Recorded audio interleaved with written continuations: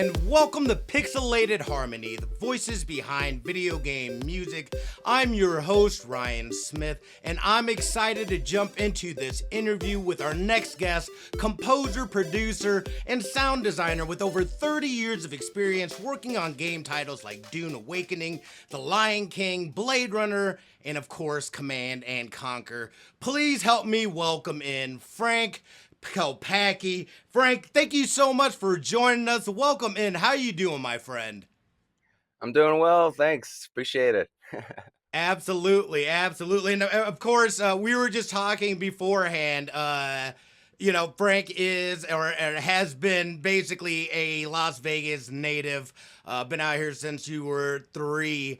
I've been out here for 20 years. We both kind of made our pathway from Illinois over Yep. here. So, it's nice. And there's a ton of people. I feel like Las Vegas somehow is like a little like mini Illinois. There's so many people from Illinois that are out here. Yeah, Las Vegas is sort of a melting pot for a lot of places, but you're right. There's a lot of people like from the Midwest and back east that have kind of migrated over here. I've met a number of people, not only from, Illinois, Chicago area, but also like a lot of people from Ohio too, oddly enough, Yes. I've met here. Yes. No, I don't know how many Ohio State fans that I am friends with out here. It's annoying. But anyway, let's get into it. Again, thank you so much for coming on and just taking the time to sit down with us. I want to go back, obviously, just kind of from where your comeuppance came from, being out here in Las Vegas. I know that you were drumming professionally at 11.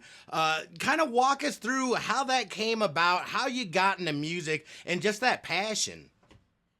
Yeah, the spark kind of has to start somewhere. And for me, I mean, my parents were both musicians professionally. Mm. So, they were from Chicago. They moved, to Las Vegas, when I was super young, like you said. And so, I've only ever known being around that. They always had bands going on and, they were performing around casinos in Vegas. And so that was just sort of a normal part of life for me. Like, and they used to tell me like as a little kid that I assumed that everybody's parents just did stuff like that. So like I didn't realize until later that was more of a special scenario. But yeah, I got the bug early to want to try to learn an instrument from that. And it took me a minute to kind of figure out that drums was going to be my starting point, because I tried guitar, bass, and then I was like, well, this is kind of really hard, as an 8-year-old at the time. I'm just like trying to figure this out, and these instruments are overwhelming and they're really big, because I'm still a kid. And so I was just like, all right, well, drums is probably easier, right? You just have to beat the crap out of those. How hard could that be? So my parents were like, all right, well, listen, if you're serious, we'll for Christmas we'll get you a drum kit, but you have to take lessons for a year.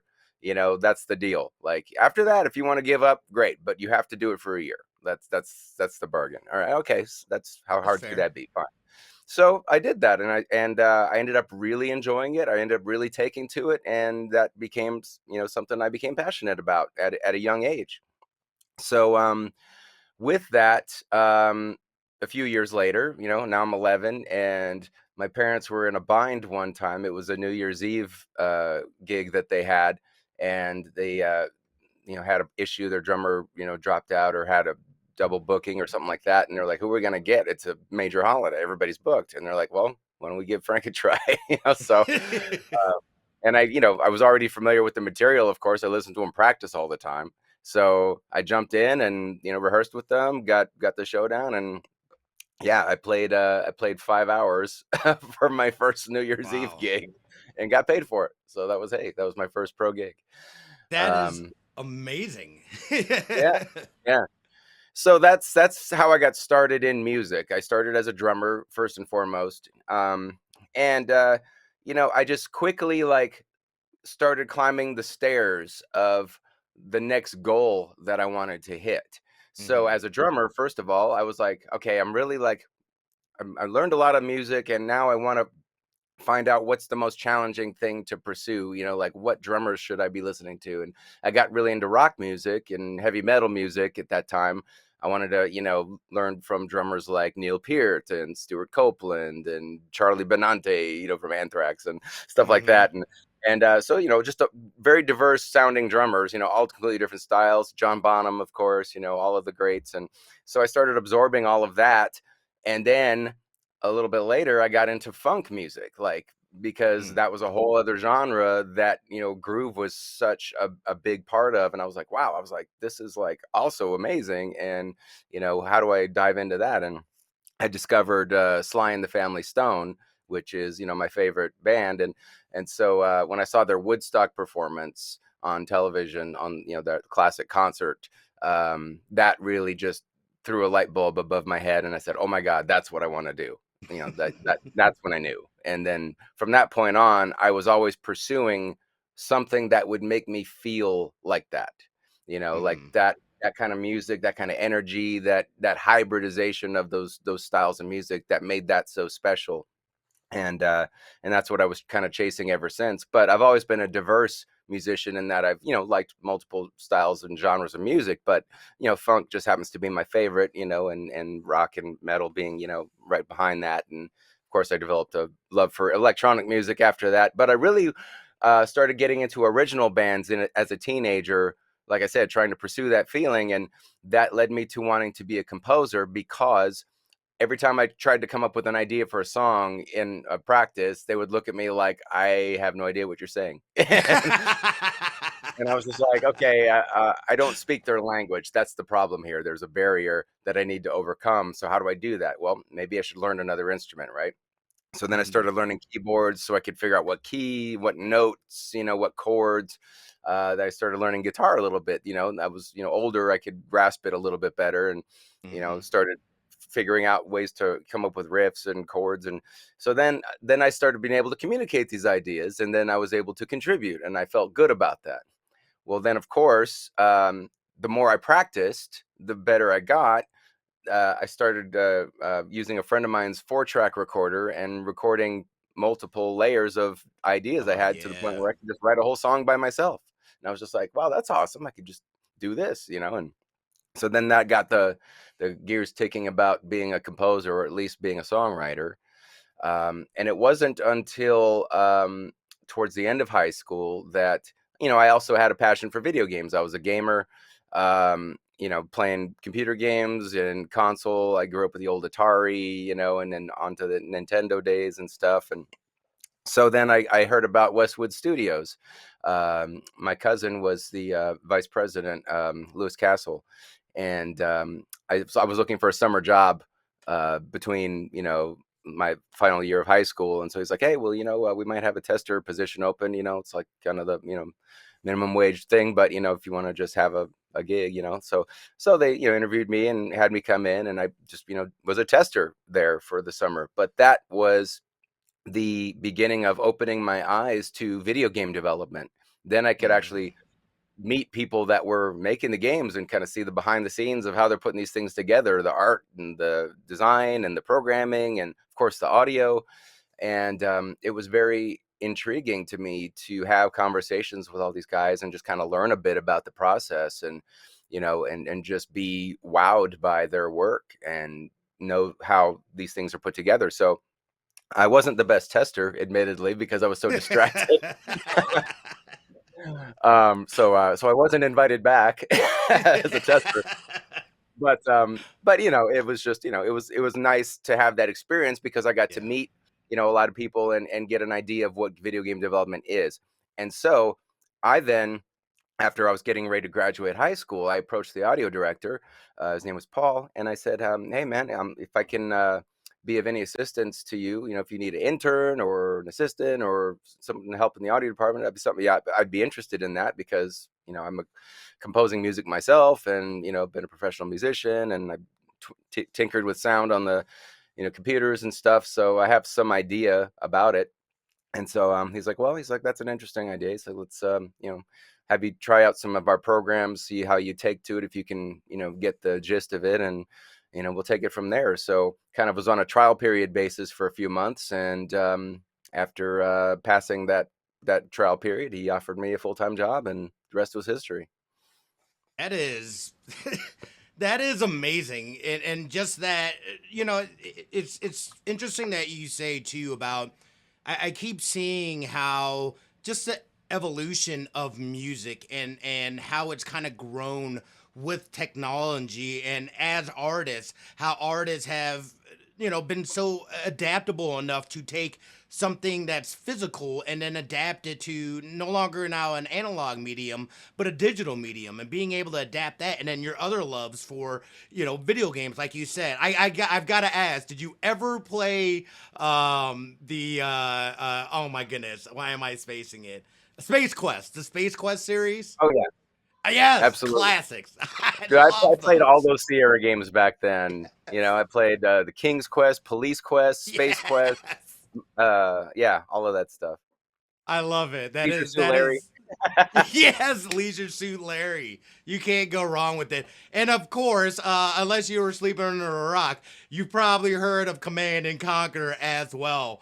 And I'm a huge RTS fan. Obviously, this is a classic RTS, one of the OG RTSs. What, just being involved within that process. I know people have got to be dying to know, what did that process look like? What were your inspirations? Because you do have there's a lot of driving and just something that was, I almost want to say, transcendent in video games. You didn't have music like that being composed for video games.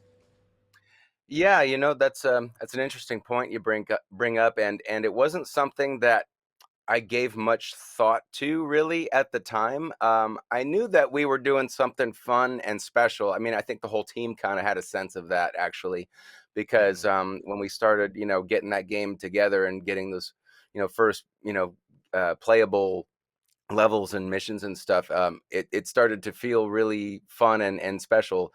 So that was something that we kind of had a sense about, but we had no idea it would become as popular as it did. And certainly when I started working on the music for it, yes, it was taking advantage of technology that was the next level for video games, which I was excited about.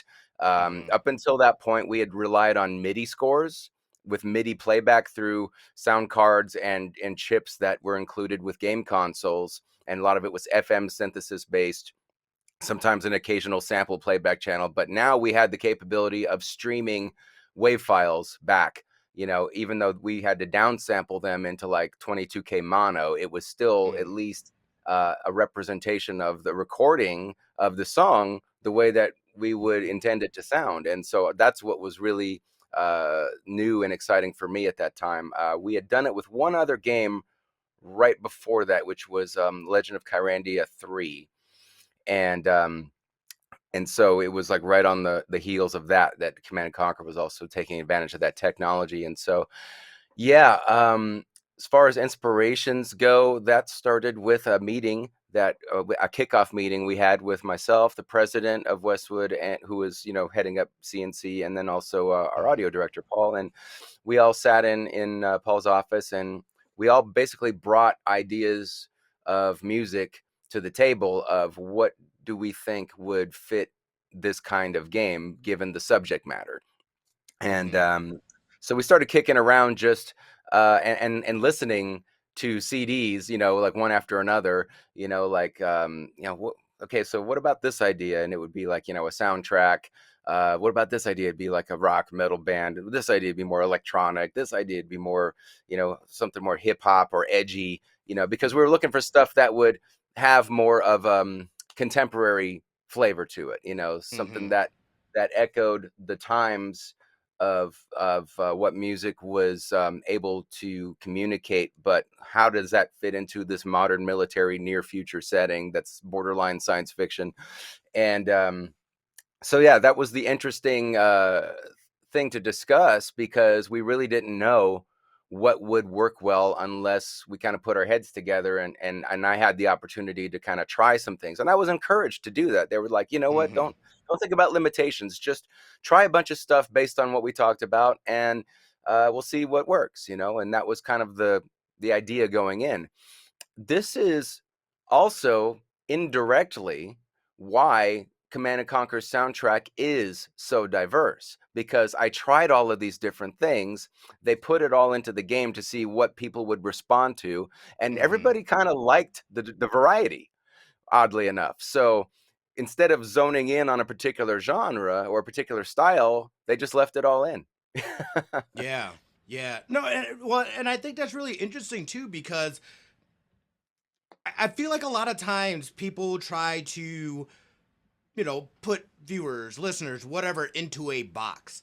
And it's like, you know what? People are eclectic. People like all kinds of different things. And if that's something, and obviously it was something that resonated with people, and people, that's something, the music is as iconic as the game itself. And that says something. And I feel like we say that a lot in games nowadays. And that's always been something, especially since the introduction of just more produced music for video games, and to the point now where music is being used as a mechanic within video games. The evolution has been, just mind blowing how it's just kind of come along as technology and everything has moved along as well. And I think you made a really interesting point and something that I want to say around the time of this game. This is what, mid 90s. Hmm.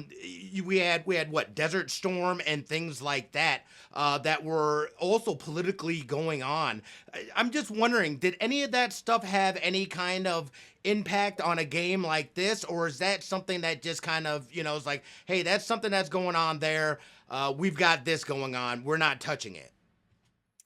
Um, it probably did. I mean, I can't speak to the grand vision of the design as much because that wasn't really my territory. But just from being there and kind of getting a sense of what things were being derived from, I think of course a lot of that had to play into a bit of the influence. But what I do know is that there were some magazines and things that were around at that time. I think one of them was called like Popular Mechanics or Yes, I something remember. like that. Yeah, absolutely, I Yeah, remember and it Popular was it Mechanics. was like, a projection of, futuristic things that may yet come or that were being developed or tried out or, and who knew if they were coming to fruition. But they were taking concepts like that and saying, let's pretend all of this is true. Let's pretend all of this did Mm, come to fruition and did happen. And what would the effects of that be? And the abuse of power with that stuff. And all of that, so and then combine that with the fact that we've got this new mineral that's foreign that everybody's fighting over, and et right. cetera, because that's basically what people fight over in the end of the day is power of some sort, so control of something. Yeah. And you did have things too like StarCraft 2, and things of that nature as well. So I feel like, and again, not to speak on any of that stuff.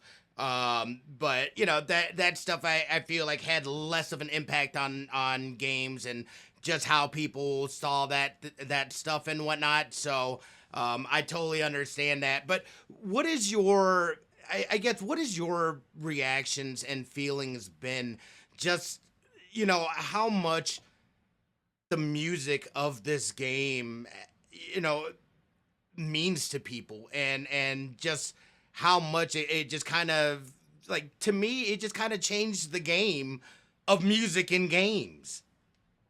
Well, thanks.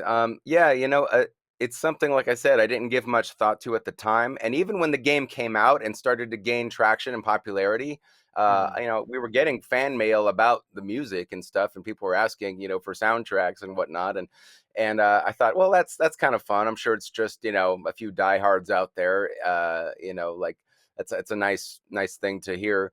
I didn't think it was anywhere near as widely received as it was. Like it just didn't dawn on me because I'm used to the traditional outlets of how you receive music. You find Mm, bands, you find movie soundtracks. Those are the big deal to everybody. How could video game music possibly mean that much to somebody on an equal level of that?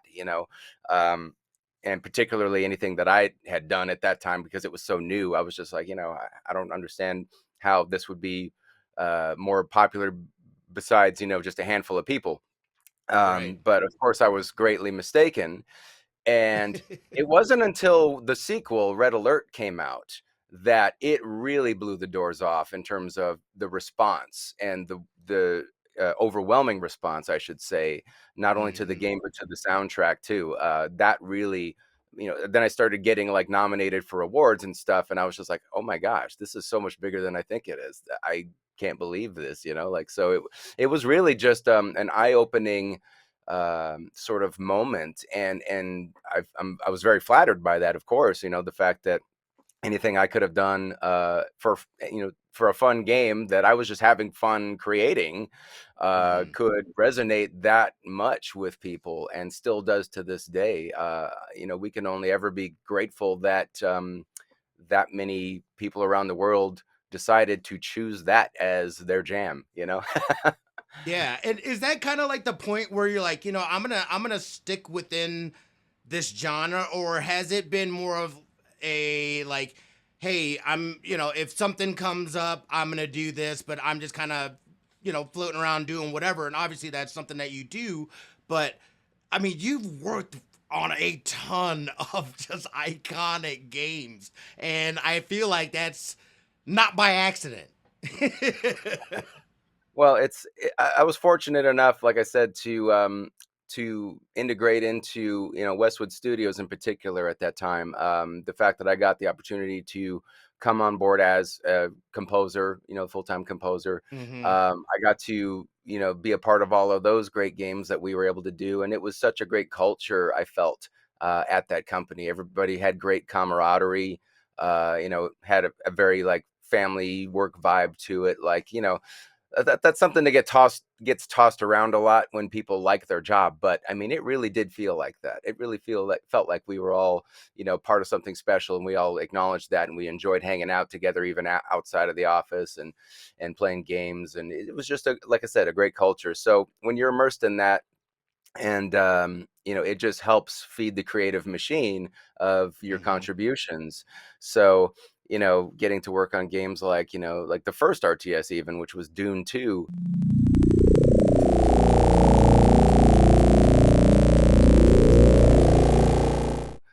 That came before Yes. Command and Conquer, and really was the catalyst for us doing CNC, because it was Westwood's opportunity to take that concept and do an original IP with it. That was kind of the whole point. But then getting to work on Blade Runner and The Lion King for Super Nintendo, platformer game, and then we did CNC Renegade, which was a first person shooter version, and then we did uh, the other Dune games, the Dune 2000, Emperor Battle for Dune, uh, Monopoly. I mean, so it was Yeah. like the first internet version of Monopoly where you could play online with people. So, and then of course the Lands of Lore series. I worked on Eye of the Beholder 2 even back in the day. Like there's so much history there. I've literally worked on at least one game on every console that has come That's out just about. amazing. Yeah. That is So amazing. starting with the NES. First game I worked on was on the original NES. It was a Dragon Strike. It was a top-down like dragon shooter. So that was kind of fun to do that. But yeah, and then moving beyond that, I got to become audio director at Petroglyph after Yeah. Westwood was consolidated into Electronic Arts, and so then first game that we worked on at Petroglyph was Star Wars Empire at War, and I couldn't have been more happy about that, because Star Wars is my favorite IP of all time. It's my favorite Yes. movies, and I knew all of the sounds, all of the voices, all of the music like the back of my hand. Like you couldn't have asked for a better person to jump in, as head of audio for that. So once I got into that, I was just a kid in a candy store for so many years, because we worked on that and the follow up Forces of Corruption. So 4 years of Star Wars, I was in heaven. Yeah, you cannot. I mean, that is like literally a dream come true. Working on something that you're very familiar with. Well, and let me ask too. Do you feel like that was beneficial for you, or do you feel like there were some areas that you wish that you were a little less familiar with? Like, what was that experience like? Um, Not really. So, the experience was like basically, okay, we're doing Star Wars. I know exactly what goes where, so none of that was an issue at all. What was more interesting in terms of a challenge was that I had to come up with a lot of new sounds Right. for vehicles that don't necessarily exist in canon, like they were from expanded universe, or we had to come up with some other vehicles creatively ourselves, to add to the arsenal of things you have available. So I'm like, okay, well, what are those things supposed to sound like? Do they have the same guns on them, or do we invent a new kind of gun? Or, I remember we came up with a TIE fighter tank, which didn't Hmm. exist before. So I'm like, what does a TIE fighter tank sound like? It's on treads, it doesn't fly. And TIE fighters are known for that roar. So, okay, well, maybe we can use the same kind of blaster sounds, but we'll add a tread to it. And then I'll figure out a way to make the engine kind of sound like a little bit of a roar, but just subtle, or something. Hmm. Just trying to come up with different ideas to add to the mix of the audio palette that fans are familiar with. And really the whole point was to blend in, not to stand out. Like Yeah. as a Star Wars fan myself, I'm like, okay, if this is taking place during a time period that I'm familiar with, which it does, then I want the beats of that to feel like it's from the films. So I Yeah. very much concentrated on that. But anything outside of that was a little more fair game for me to have some fun with. So like space battles, for example, are a little bit more neutral. There's, unless you're fighting over a very specific planet and you want to enact the Battle of Endor or something, that's Hmm. one thing.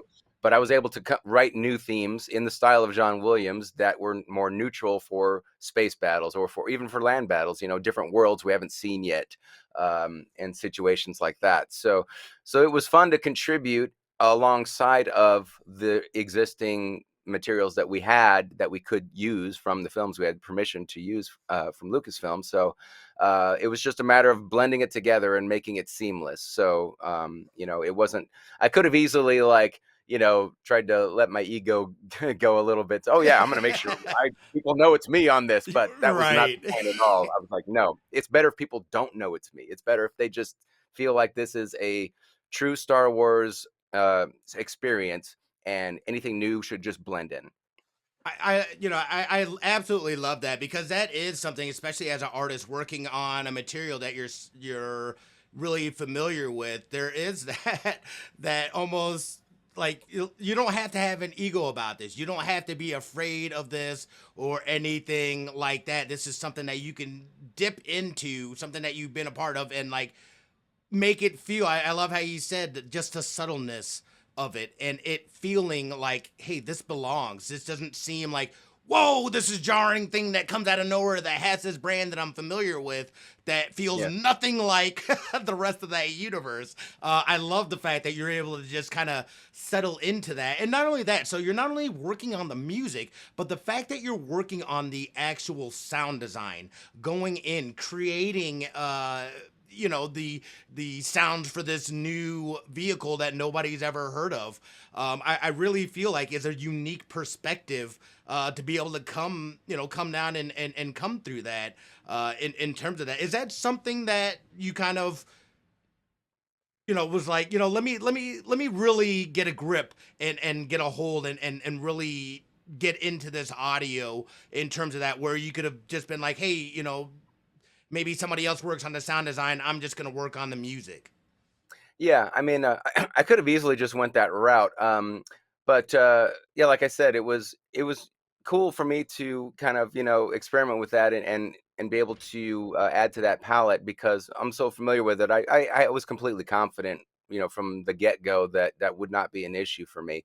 I studied Ben Burtt's sound design since I was a kid. I mean, unknowingly, like I've subconsciously prepared myself for this gig all my life. Right. Like it's one of Right. those things where I was just so enthralled with the behind the scenes. How did they do that? How did he get the sound for R2D2? How did he get the sound for Chewbacca and lightsabers and blah blah blah? And so I knew all of this going in. Like I knew exactly how he did everything from his interviews, and and all of the different things that he field recorded and put together himself, and ideas that he'd gotten. It was something that I was very at home knowing that. So that helped my inform my decisions too, like knowing what sources he derived from, so I can derive from some similar sources to get some other sounds that will complement that, or whatever the case may be. But there is a certain sound to everything. It's very organic. It feels like it's you know very unique. And I wanted to make sure that what I contributed felt like it belonged in it Hmm. while still contributing something new.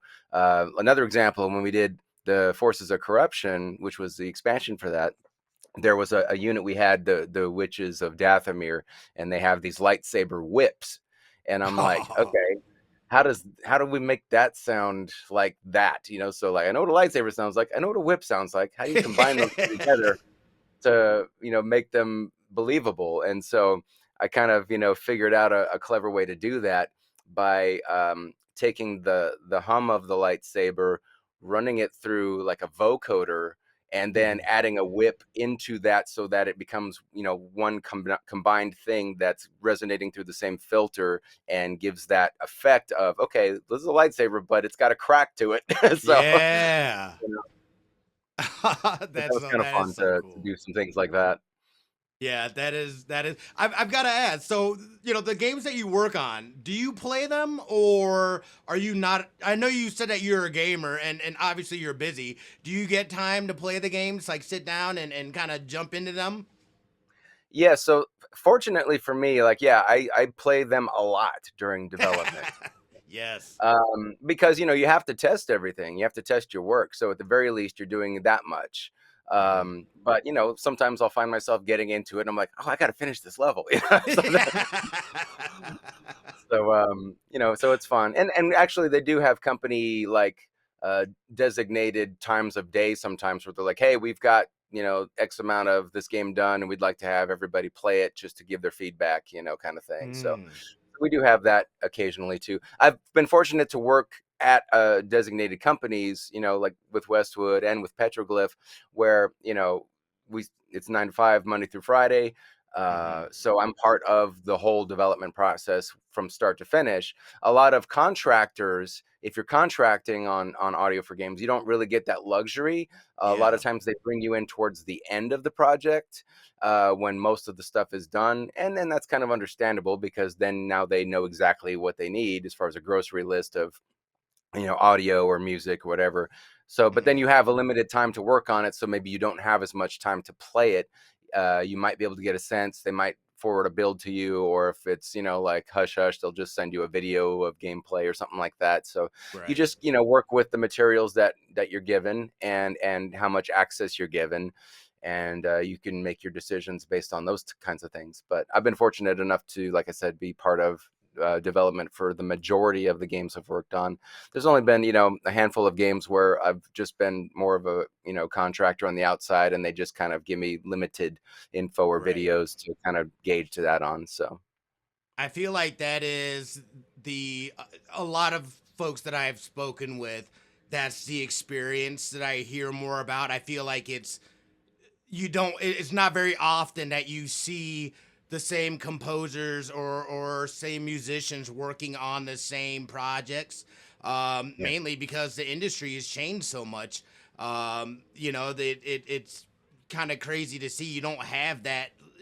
Like you were saying, that almost feels like uh, I don't want to say family, sound cliche and like, a family, but really that's what it feels like. It's like your work family, and like, you guys all work on this thing together and whatnot. And it's experience that, like you're saying, I feel that not many people get to experience. So definitely lucky in that respect. Yeah, yeah. I mean, and I really like that aspect of it too. You feel, when you feel like you're part of a team and it's a regular ongoing thing, then you really can see like all of the pieces coming together. That's kind of the most rewarding part of it for me. Honestly, is you do your piece of the puzzle, and then when you see it integrated and working the way it's supposed to, you're like, ah, yeah, we got it. Or sometimes you can say, oh, that's how that actually looks, I need to change something, and then you make some tweaks. Um, and yeah, so it's cool to see those things really come together. It makes it feel fulfilling, that when the game actually does come out, that you did your best to make that your part of it the best it can be, that it integrated well with everything else. And as long as you're happy with how it works and how it functions and what the gameplay experience is communicating to the player, that's the end goal. Yeah, absolutely. And I feel like I'd be remiss if I didn't talk about the fact that you don't just compose music for video games. You're all over the place. Film, television, touring. Tell us a little bit. I mean, some of the shows, America's Got Talent, Top Gear, Pawn Stars, a ton of UFC. What's it like? What's your experience? And just tell us kind of the difference from working on video games to working on more of a TV film production, to all of that. Just lay it on us. Sure, sure. So basically, a lot of the TV show work is a lot of sync licensing. Mm, Actually, that's become sort of the bigger deal nowadays when it comes to that format because that's where more money is. Honestly, I mean, right. it used to be back in the day that if you were an artist and you put out albums, that was generating some good income. Getting signed to record labels and stuff was like the big pipe dream back in the day. Mm-hmm. Nowadays, that's not so much the case because everybody sort of has access to digital distribution and streaming in terms of getting your stuff on those platforms. It's a lot simpler than it used to be. Yeah. That being the case, I mean, you still got to market yourself because you're just going to be lost in a sea of everybody else doing the same thing. Mm-hmm. You could almost say the same thing about video games today too. Unfortunately, I mean, there's so many games that come out people don't even know about because there's a lack of marketing behind it. But so many people have the option to be able to get their stuff out on these game platforms. So, Yeah. but back to the music thing. Sync licensing is where the money is now because whether it's commercials, television shows, film, if you have music that you've already done and you can get it licensed through a partner or direct through whoever's in charge of putting the music together for these shows and stuff, that's where Mm-hmm. you can make some money. You don't make it off of streaming. I mean, I always think it's hilarious. I get the annual Spotify year wrapped thing, and I'm looking at this thing like, oh great, I had over however million streams, and I can buy a couple cups of coffee with that. That's awesome. Here's five Thanks dollars. for reminding me for the year. Yeah. Um, Like what? yeah. So that whole thing is ridiculous and needs reform in the worst way, but Mm. I digress. Anyhow, similarly, like it's still lucrative to get hired as a composer, to do Hmm. original content, for film and for television. I was hired to do, some original content for UFC and as well as licensing content and, some short film work. I haven't really done a large film yet. Um, and that's just because I haven't, met the right person or gotten the right opportunity. But Right. one day I'm sure I will. It's not been really a priority for me because video games is something that's such a longevity career for me that's what I still keep getting the most calls for. So naturally, Hmm. that's what I still keep doing. Um, most recently, got to work on some other games that were really fun. Tempest Rising, it just come out. That's another, really good RTS. I think that homages the genre and that era of RTS, I think, quite well. And I also got to do some work on Stormgate, which featured some of the devs from, the old StarCraft team and stuff like that. And then with Dune Awakening, that was actually sort of more of a license thing where they took my old Dune music and put it in their jukebox. So, so they had already kind of Oh. done their game, but they said, hey, can we get a hold of the original older Dune music you did, and we can integrate that into the game. So they kind of worked that out, which was fun. Um, but anyhow, yeah. And then as far as like the touring stuff goes, occasionally I will do my own video game concerts, doing the music of CNC, and it's you'll see some of that stuff on YouTube. Frank Klepacki and the Tiberian Sons is the band that performs with me when we do those. And those are a blast. We've had some great shows that we've done, and hope to do more in the future. So we just look for the right opportunities that make the most sense, logistically, and all of that.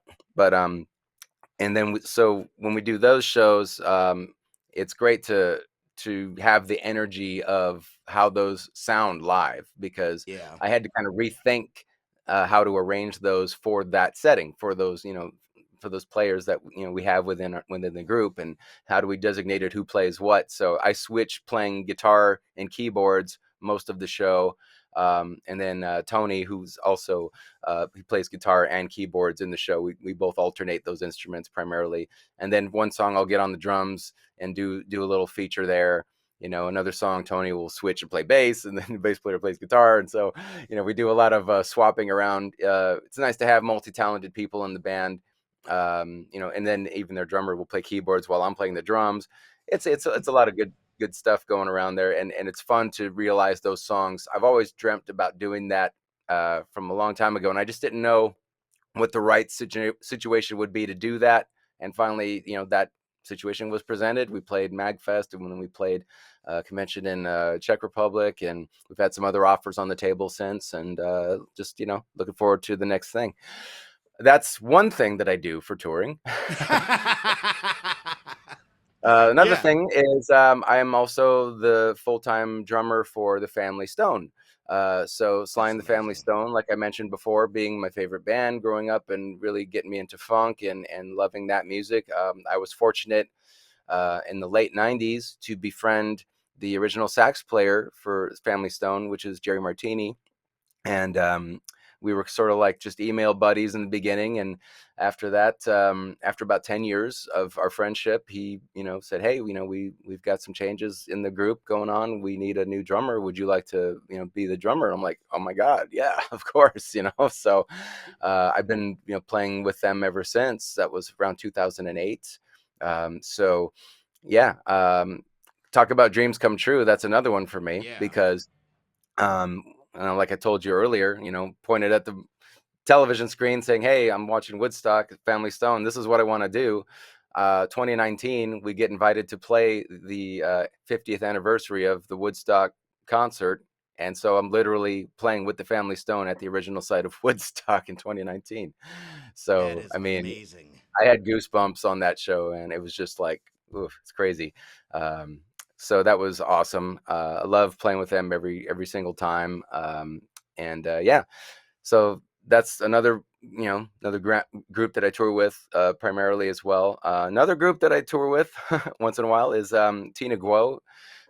She is the cellist for Hans Zimmer's show. She's done a lot of his tours and performs on a lot of his soundtracks as well. But she's an artist in her own right, and one of the best cellists I think ever. I've gotten to work with her on original material as well, producing some tracks for her, co-writing some stuff together. So that's always been fun. We've been working together about 10 years. We have a fall tour coming up as well. So we're going to be doing the Full Metal Cruise, which was announced in Germany. And then we've got some dates following that that will be probably announced in the near future. So that's been another completely different genre of music to perform as well as a drummer, and but also, like I said, it's been fun to co-create some things with her as well. So yeah, I mix it up, and if that's not enough, if I don't have enough on my plate, I also put out my own solo albums. So usually I try to put out an album about once a year on average. I have a Patreon page, so for anyone who's interested who hears this and wants to check that out, feel free to go on Patreon under my name, Frank Klepacki. And I put out a lot of videos that go way more in depth about what you and I have been talking about, actually, like all of the behind the scenes of the Command and Conquer stuff. I literally have a whole video docu-series on there, song by song, what went into that, what I was thinking, what my approach was, what instruments I was using, what the mindset of the time was, all of that. And I kind of really dive into as much detail as possible based on whatever specific song somebody wants to know more about. So I've been using it primarily for that, but also to kind of involve the community into what my next albums are, my solo albums are. I did an album called Initiative, which was strictly based on what my Patreon members were suggesting to me in terms of genres of music to include on it. So song by song, I took everybody's suggestions and made a whole album out of it. Oh, that is amazing.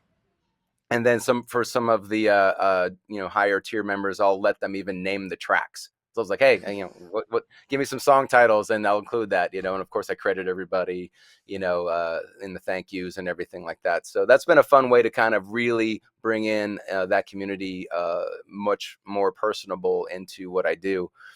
So I put out those albums. I just did one last year called Greetings from 1986, which was a synthwave album.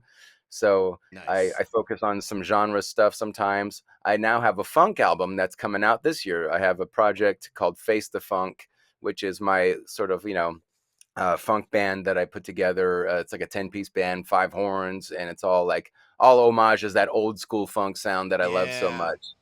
And Yes. so that's going to be coming out hopefully in a couple of months here. I've been finalizing that, got the masters together, and getting ready to go into production. So yeah, so that's in a nutshell everything that's going on for me right now. You're not busy at all. You're not busy at all, Frank. What are you talking about? That is, and I know you are. I love the fact that you've got all that stuff just going on and working. I will make sure I'm gonna put all those links in the description so that you guys can go and find that stuff. But if people wanting to find you on the socials and just to make sure they can stay in touch, where are the best places for them to go? Yeah, so there's my website, which is frankklepacki.com. I'm also on Instagram and Facebook and X, so you can find me on all of those. And yeah, my artist pages on those platforms. They're all pretty consistent with the same content, so you can, whatever your preference is. Those are the ones I stick with. Instagram seems to be gaining some more traction lately, but there's Yeah. a lot of them that are still on the Facebook too. So that's where I'm at. I love it. Again, Frank, thank you so much for taking the time to sit down with us, get behind the scenes a little bit with you, and let us know what you have going on in the future. Thank you, sir, so much. I hope you have an amazing day and all that good stuff. Thanks for the conversation. It was a pleasure. Absolutely, Frank. Again, don't forget, guys, I will have all those links. You can find us on the social and all that good stuff. This was Pixelated Harmony. We'll see you guys next time.